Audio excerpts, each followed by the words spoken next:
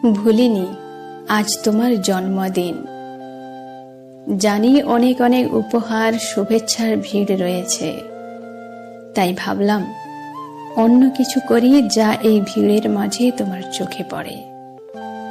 বড় বড় করে লেখা হ্যাপি বার্থডে ফেসবুকে পোস্ট, হোয়াটসঅ্যাপ স্ট্যাটাস অথবা রেস্টুরেন্টে পার্টি দেওয়া কিংবা দামি উপহার দেওয়াটাকে খুব বেশি গুরুত্ব মনে করছি না।